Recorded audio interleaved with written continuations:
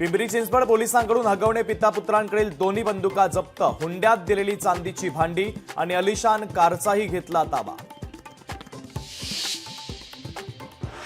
हगवणे कुटुंबियांच्या पाठीशी सुपेकरांची ताकद, अंजली दमानियांचा जालिंदर सुपेकरांवर दावा, तर दमानियांचे आरोप सुपेकरांनी फेटाळले। गुन्हा दाखल असताना निलेश समानला शस्त्र परवाना कसा दिला? तत्कालीन अतिरिक्त आयुक्त जालिंदर सुपेकरांवर दबाव होता का? जालिंदर सुपेकरांवर कारवाई होणार का? अनेक प्रश्न उपस्थित। वैष्णवी आत्महत्या प्रकरणी संबंधित संशयित आरोपी निलेश चव्हाणचा नवा व्हिडिओ समोर, कमरेवर बंदूक ठेवत नाचतानाचा व्हिडिओ व्हायरल।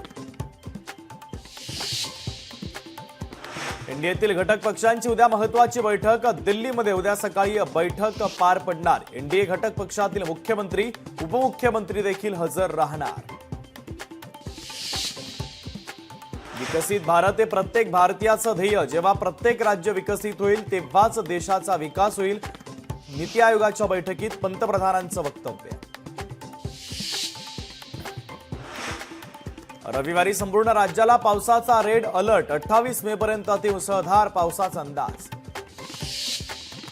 मुंबई-पुणे महामार्गावर खोपोलीजवळ अपघात, 7 ते 8 वाहनं एकमेकांवर आदळली। मुंबई लेनवर झालेल्या अपघातानं वाहतूक विस्कळीत।